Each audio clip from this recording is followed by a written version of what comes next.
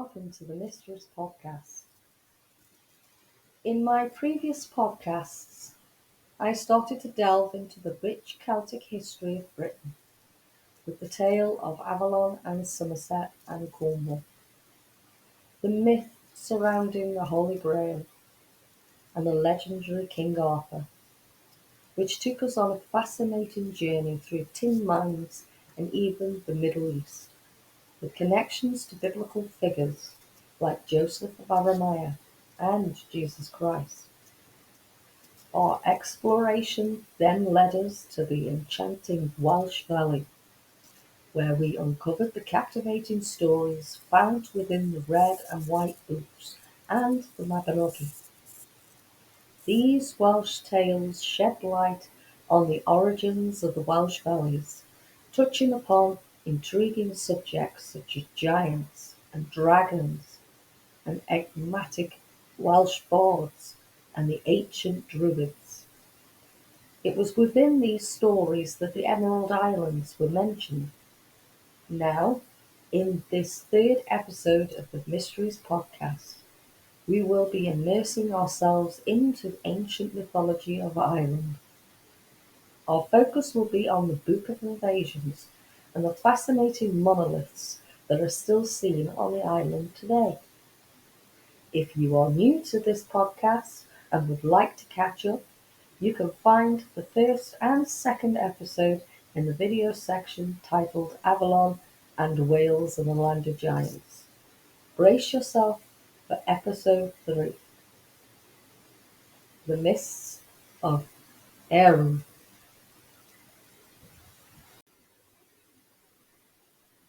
The Gaelic Ea Goalach were an ancient ethno-linguistic group that existed in Ireland, Scotland, Wales, and the Isle of Man.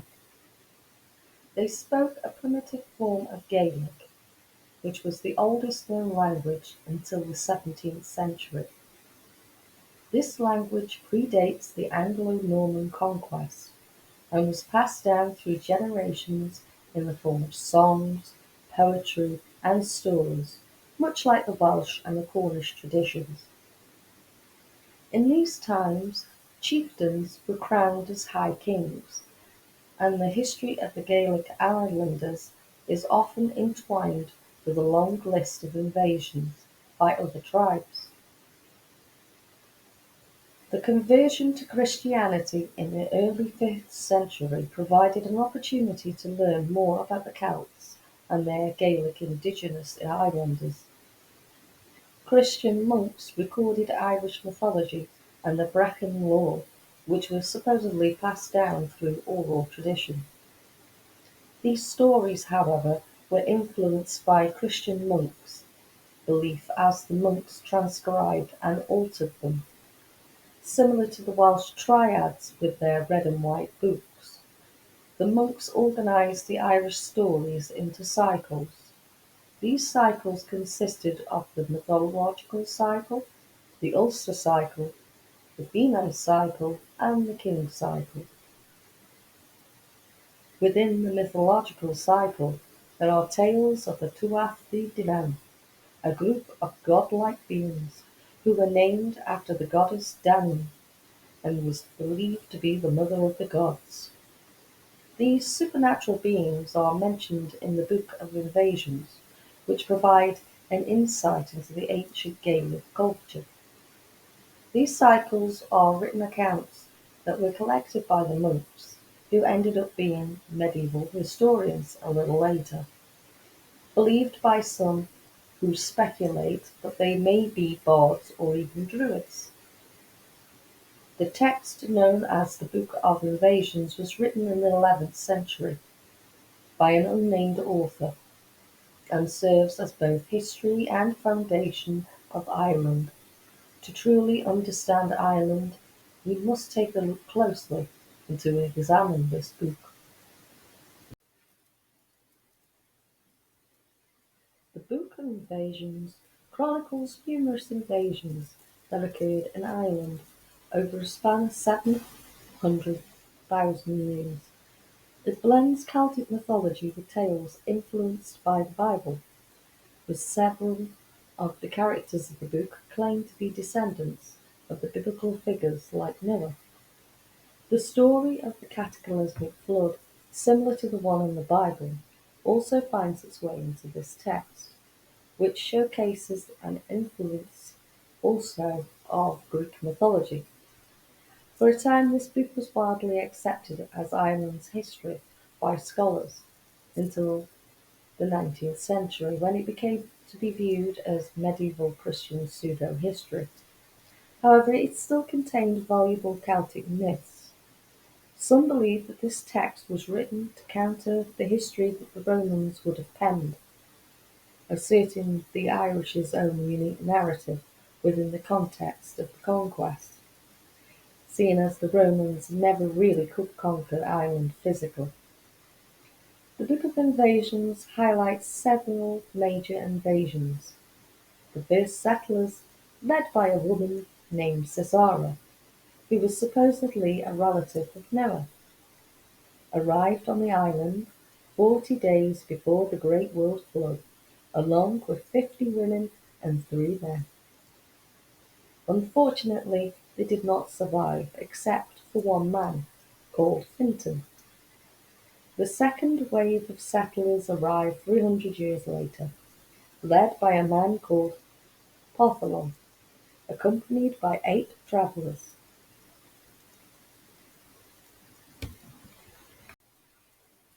Next to arrive on the island were the Medes. They were said to come from Greece, and with them Grecian stories, songs, myths, and beliefs. They came from an established community who used the barter systems, created their own forts, and had their own ways of living. The Fomorians harassed the Nemeth, and they battled a lot. After the final battle, there was a plague that wiped out a lot of its population. Most felt subjugated to the Fomorians, and some of them escaped back to Greece. Some stayed and settled in Britain, and others went to northern Europe. Whether they stayed in Wales or Cornwall remains to be a mystery at the moment, or settled somewhere else in Britain. Those that left for Greece were there for 230 years before coming back to Ireland, and when they returned, Ireland was divided into 5 regions, which each one ruled by a chieftain. They excelled in science, civilization, bringing a more scientific approach to the farmer to help use weather and planetary movements into the country. The Tuatha De Danann first settled on Iron Mountain in County Leitrim. It was said that they were concealed with a magical mist. Now, where have we heard about this magical mist before? Avalon, my first podcast. It was said that the island of Avalon was shrouded with magical mist, so as to be avoided by others, and only for people like King Arthur, who were guided here as some sort of divine order. But back to the Tuatha De Danann. They were said to possess 4 magical artifacts from the 4 mythological island cities of Muras, Falaise, Guras, and Vindas. The artifacts were the Cauldron of Dagda, Loose Spear, the Sword of Light, and the Stone of Destiny. Dagda was Father God, the father of the Tuatha De Danann. The cauldron also never emptied, no matter how much was taken from it. The Spear of Lu was a magical sword, one that the god Lu had in his possession. No battle could be lost if you had this spear. It was so powerful and sharp that they say that if it entered the body at one point, it would make 30 wounds inside. So the spear must have had jagged edges along it. It was used by the famous Fionn Mac Maconhill, The Sword of Light belonged to Nuda, who was the king of Tuath-de-Danann. The Stone of Destiny was believed that the stone would scream when a rightful king placed his foot upon it, as it sat on the top of Tara Hill, and this is where the High Kings ruled. Danu was Mother Goddess, and was worshipped as far as India. She is also mentioned as the mother of serpents, called Vritra, who kept the waters of the world captive until Indra defeated it. We can also link the Roman goddess Diana and the Greek goddess Dione, who was an ancient tigress, the wife of Zeus, and name means goddess. The Milesians are the final settlers, and are now closely identified as direct ancestors of the Gaels. The Gaels are descendants of modern Ireland. There is a tale that the Milesians battled the Tuath-de-Danann, which forced the Dinans underground. They were to be known as the people of the hills. They were seen as immortal fairy people, or some called them men of trees. Now, in my second podcast, I spoke of a Welsh tale in which of Culhwch and Olwen, which Olwen was a giant fairy that lived in the hills. Did the Tuath-de-Danann originate from Wales, or did they leave to discover Wales? We know that they left for Britain and then came back, but the tale might have been spread about the Tuath-de-Danann as far as Wales. The Milesians, known as the Gaels, arrived and were met by three goddesses, Eiru, Banber, and Fulla, who was the wives of the three kings of the Tuath-de-Danann. The goddesses symbolized sovereignty of the land.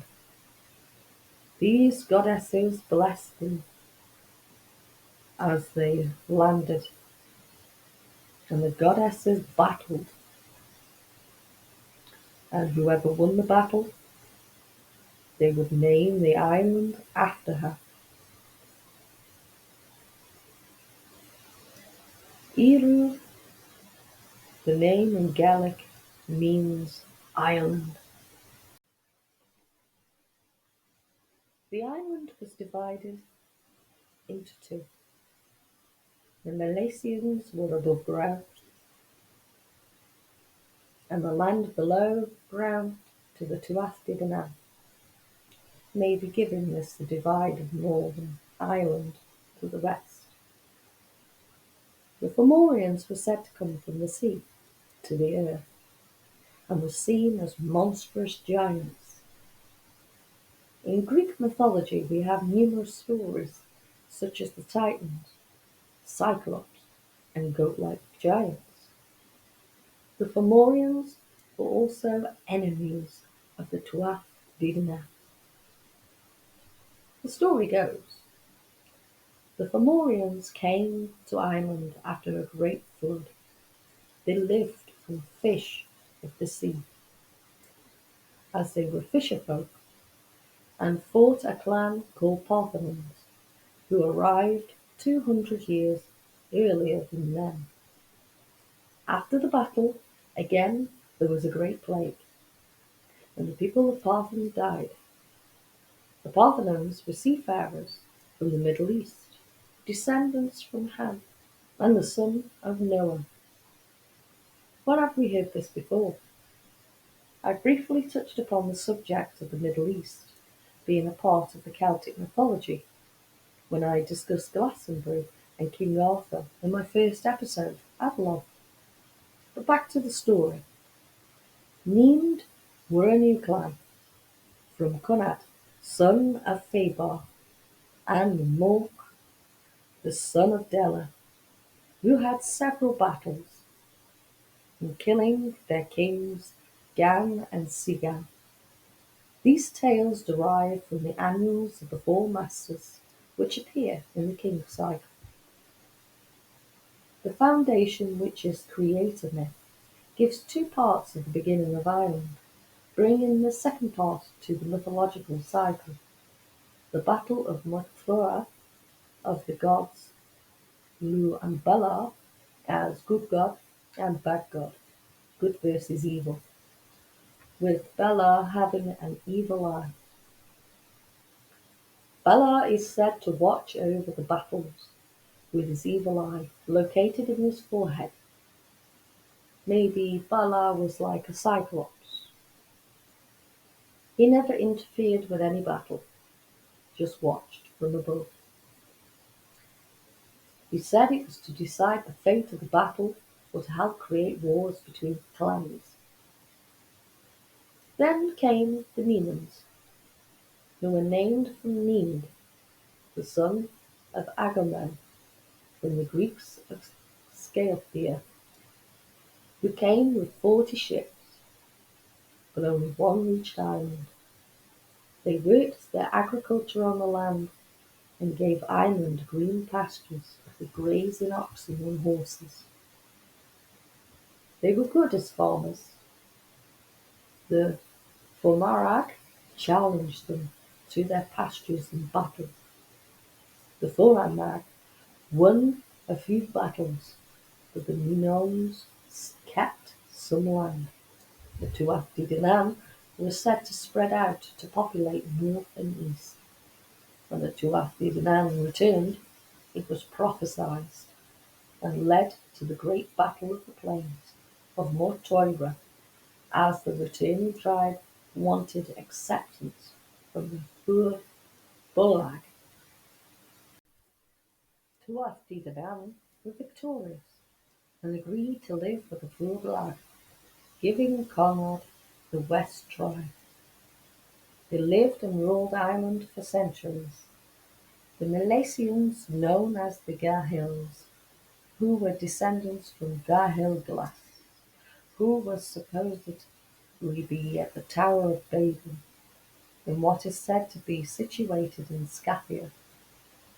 It was the people from the tower who created the Gaelic language, and carvings have been found in Ogham, in the Ogham alphabet, which was used to write early Irish language.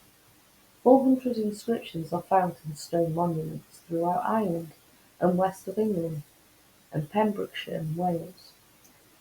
Ogham was actually taken from the 16th century book. It was believed that these branches were meaning trees. Ancient scholars believed that these markings meant that there were a monk and which tree gave their clan an area. These markings are carefully placed lines in a row, looking like a ladder, or for us, in this day and age, it resembles the symbol of a hashtag. These markings were found on trees, not just stones. Were these the markings of the Tuatha De Danann? Scholars believe that these markings were created in the 4th century, and these markings are mainly seen around the Irish Sea. The Ulster cycle from the Book of Invasions show a collection of tales of the Táin, with Cuchulainn and Medivh, and the cattle raids. Within the Táin is the story of the war against the Ulster Queen, called Maeve of Connacht, and her husband King Alleli, who intended to steal a bull from Don Cullage, but due to a curse that was on the warriors of Ulster, who could not fight invaders, but a young demigod called Cuchulainn could. The Ulster Queen's name means mead, an alcoholic beverage, because the Queen is said to be so beautiful she was intoxicated. She was described as fair-haired Wolf Queen. She was so beautiful she intoxicated them as the men behaved as if they were drunk. She was seen as supernatural, and she chose kings, but was also seen as the sovereign goddess. Within this story is an Irish brave demigod called Cú Chulainn, the hero of Ulster and the son of Lugh, who was born in Newgrange. A visual representation is still seen today as a monolithic mound. The cattle raid of Cooley, Niamh and her husband had an argument about how wealthy they both were. He claimed to keep Niamh, but she argued that they were both equal. She had their servants count enormous piles of jewels and coins and deeds of land. When she noticed they were equal, but her husband had one thing, a pedigree bull called Findenbach. Niamh was angry that he had more power than her, so she sends men out looking for a perfect bull for her. On the peninsula of Cooley in County Louth there was a bull of Don Coolidge. Niamh sends a messenger to request the loan of the bull, and in return she would provide the owner, Mac Fanacha, 50 of her cows, the finest plot of land, and a golden chariot. He asked for time to consider. He knew that saying no to the Queen would end badly for him. While waiting, the Queen's messenger gets drunk and tells the locals that if he doesn't, the Queen will take the bull by force. And out of anger, Mac Finchada says no. Niamh saw it as a sign of disrespect and decides to go to war and to seize the bull. She was happy to kill Mac if need be. He gathered her army from all over Ireland and told them to get ready for battle. The fighting men were still hit by the pangs of Ulster, a curse that was placed upon them by Macha, the goddess of the ancients. This curse was to give the men labour pains. It happens every year for 5 days. Niamh prepares for war when a prophetess called Fidel told of a horrible vision that a young Ulster warrior was more powerful than any army. His name Cú Chulainn, a 17-year-old boy that was waiting for her army. She sent warriors in one by one, all at Cú Chulainn, killing 300 men. She sent a messenger to kill Cú Chulainn, to bribe him to stand down, and she will make him rich. He declined the money and a land offer. She promised him that she wouldn't steal the bull. For desperation, she sent Fergus, the Cú Chulainn's stepfather, to battle him. After she gave Fergus riches, he went to Cú Chulainn, couldn't kill him. Cú Chulainn agreed to let Fergus go if he could return the favour for him, and Fergus agreed. Then the Queen sent her stepbrother, Ferdia. Ferdia said no. Out of anger, she spread rumours about Ferdia being scared of him and was a coward. She put on a feast and lured him there. He noticed a beautiful woman that was sat at the table next to him. It was a daughter. She offered her hand in marriage if he'd just go to Cú Chulainn to kill him, and he agreed. Ferdia fights Cú Chulainn, and then they are evenly matched. Cú Chulainn had the Garl Borglass, the magical spear, but Ferdia had a coat of armour made from the horn of a magical beast that could stand sharp blades. They fought on a 5-day battle. Cú Chulainn grew tired and managed to stab Ferdia in the chest. Cú Chulainn retreated thinking that he won the battle, but when no one was watching, The queen stole the brown bowl, but just then the curse broke on the Ulster men, and they were ready to fight. Hugh Collins saw the men battle and saw his two stepfathers fight. He decided to join back in with the army. He found Fergus and reminded him of his promise. Fergus agreed and left with 3,000 men, leaving only a few on the battlefield. Meanwhile, Meath went back to her kingdom with the bowl. She sent for the druid Bracu to judge the battle between the bulls. But Bracu was seen as an enemy between them both bulls, and they both charged at him, one at either end, and killed Bracu. In the morning, the people of Connacht realised that the Cooley bull killed the king's bull, showing, despite Meath's efforts, that she lost the Battle of Cooley. Another collection of tales that focuses on the exploits of Fionn mac Cumhaill, the fierce warrior of the Fiann. These stories are set in the 3rd century, with heroism and loyalty with tales of wisdom. The cycle itself is named after Fianna, an elite group of warriors led by Fionn mac. This tale is set during the reign of the High King Cormac and revolves around the idea of defending Ireland from the supernatural. Much like the Welsh tales and the tales of King Arthur as the defender of the supernatural. These texts were written probably by a monk, combining the indigenous stories with Christian myth. The cycle begins with Fionn mac Cumhaill's birth. He was the son of Cumhaill, the leader of the Fianna, and Maurice, the daughter of the Druid. Fionn's life was marked by tragedy, as his father was killed before his birth by a rival called Gol May Mona. He was raised by foster parents. When the Druid Fingus discovers he has a potential into druidship, he becomes Fionn mac Cumhaill's mentor. In his youth, Fionn demonstrates his abilities as a warrior, with which he is seen as a leader. There is the famous story of the Salmon of Knowledge. The mentor asks Fionn to catch him the fish of great wisdom and cook it for him.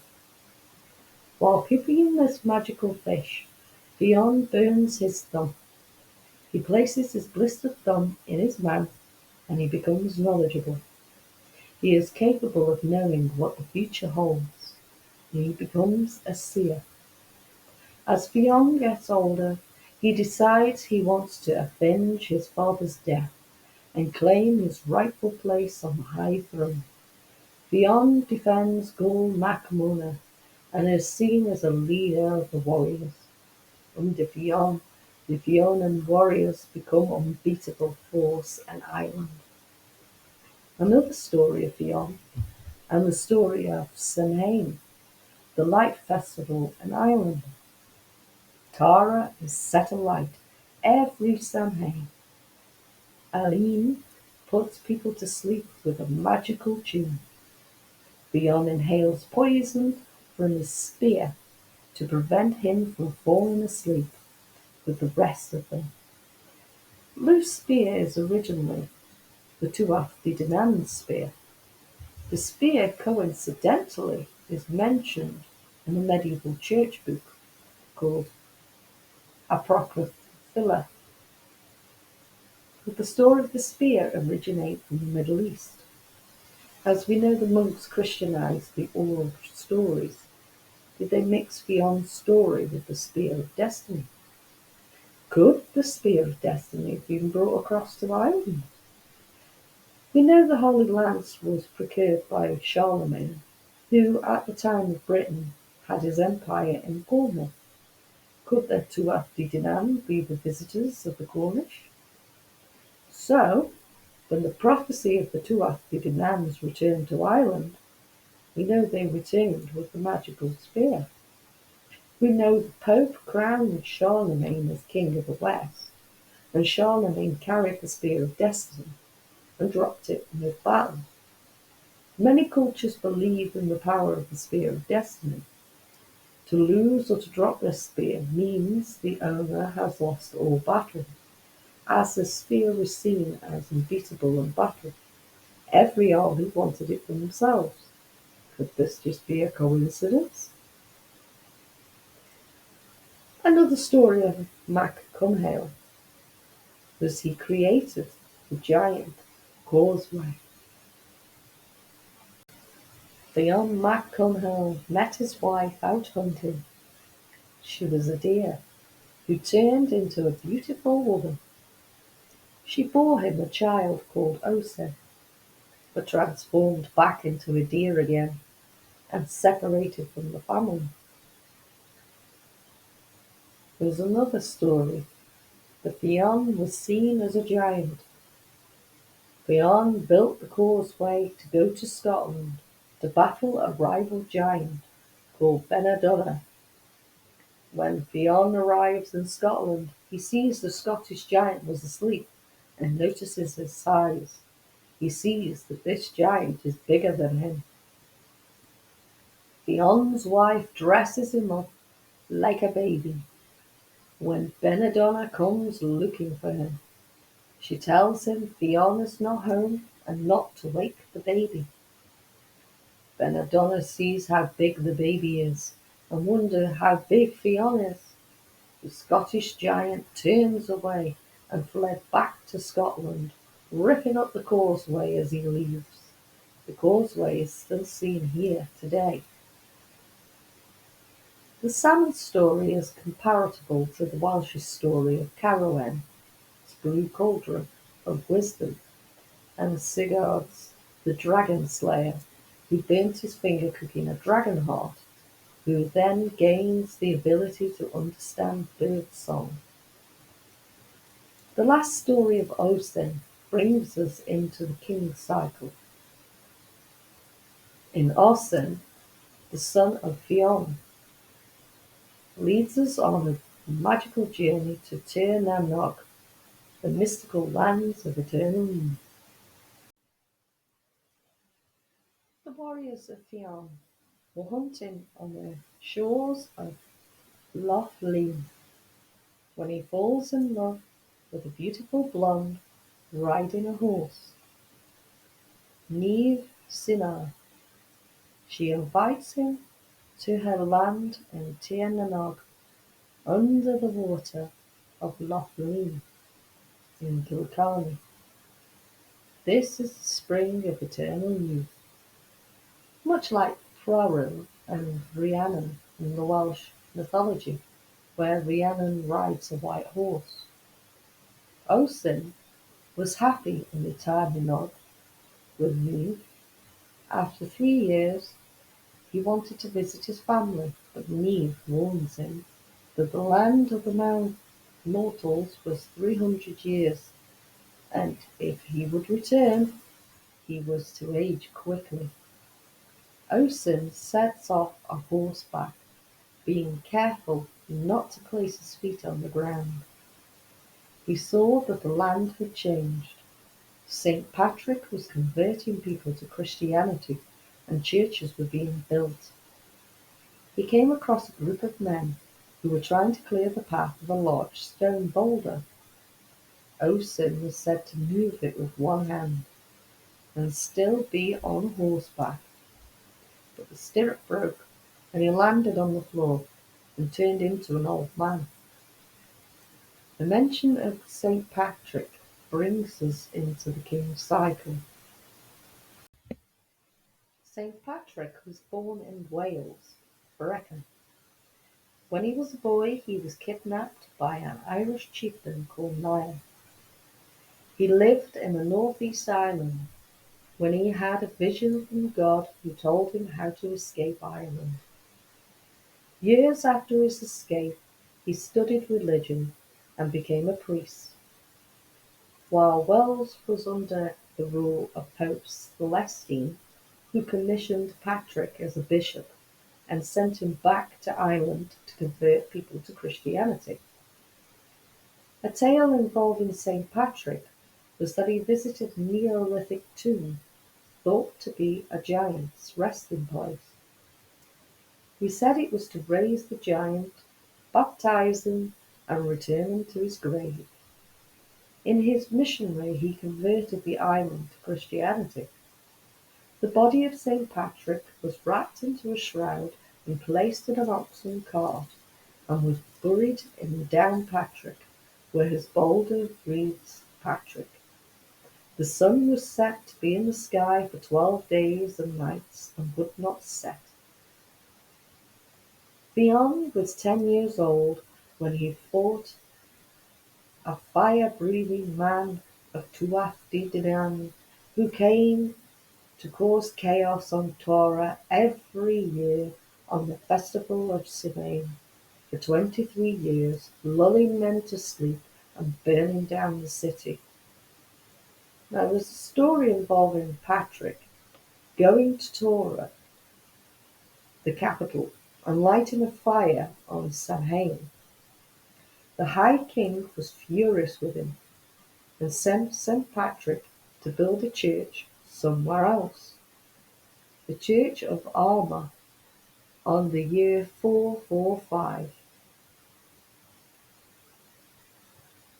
Derry, the High King, did not want Patrick on the hill in Tara, so he sent him downhill to build the church. The king's horses wandered into the land, and his horses died. He orders his men to remove Patrick. Oisin was also said to have met Patrick, and Patrick tried to convert him. The High King asked men to guard Torah, and Fionn volunteered. Now I'm just going out on a limb here, but putting people asleep might mean lulling the islanders into the High King's belief was conversion of his people into Christianity. Because according to the folklore, Fionn never died. He sleeps in a cave that Patrick visited. One day, when Ireland needs him, he will be woken up and fight for them, much like the Cornish tales of King Arthur. The Valley of Newgrange has 7 Neolithic tombs in Meath. It predates Celts and is the oldest Neolithic tomb, with Stonehenge beginning a few years later. Neolithic mounds and stones were built at similar times, even on the Orkney Islands in Scotland, and is aligned with sunrise on a winter solstice. There is a giant's ring, a huge monument in Belfast. It dates from Neolithic and predates Egyptian pyramids at 27,000 BC. It is near the Shaw's Bridge crossing of the River Lagan, and a point crossing since the Stone Age. Some people believe it is a meeting place or even a memorial. The Hill of Tara is archaeologically significant to the history of Ireland. It is located in County Meath and was the seat of power in Ireland. You can visit the hill today, as it is home of ancient monuments, earth mounds, and passage tombs. The Hill of Tara has a complex history. Archaeologists have evidence to suggest that the site was used for religious ceremonies as early as 4000 BC. The High King ruled over Ireland from the 2nd to 11th century, which puts me in mind of the Tor in Somerset and the hills of Wales and Pembrokeshire, especially Fowell Dragor, an Iron Hill fort in Wales. Much like Tara, earth mounds, passage tombs, this could also be the origination of the real kings of Ireland, Scotland, Wales, and England.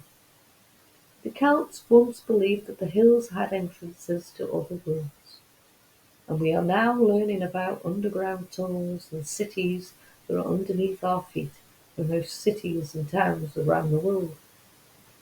These entrances might have been at the bottom of the hills and the underground to the Middle Earth, where it is said that the gods and goddesses once resided with the giants.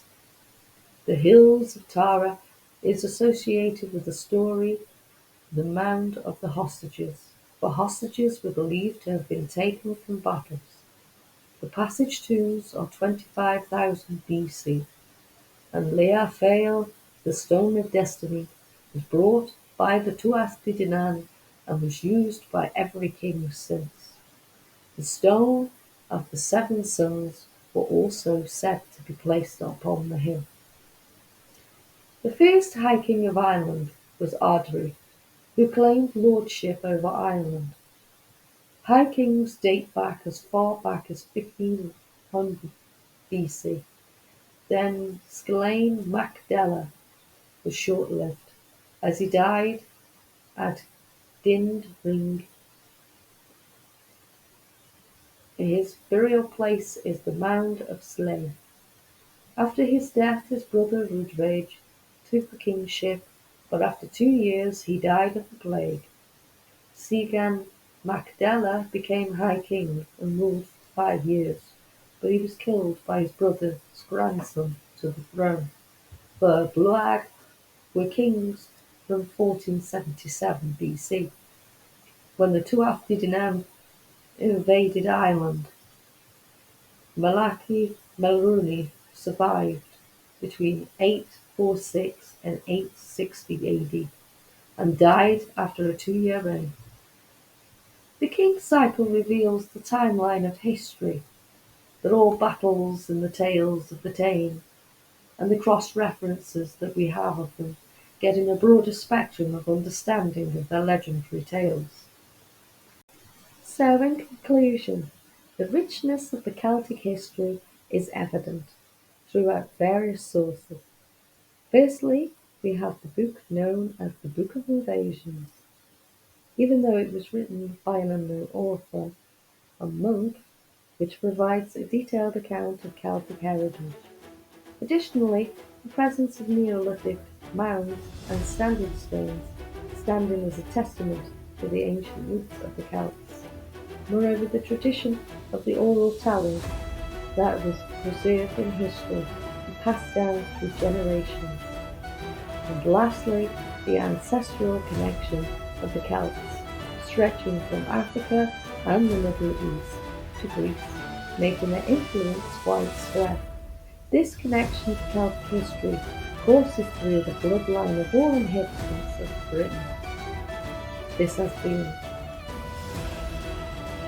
the Mysteries Podcast. I hope you've enjoyed episode 3, and if you would like to catch up, 1 and 2 is available in the video section. Thank you, and I hope to bring you episode 4 very soon.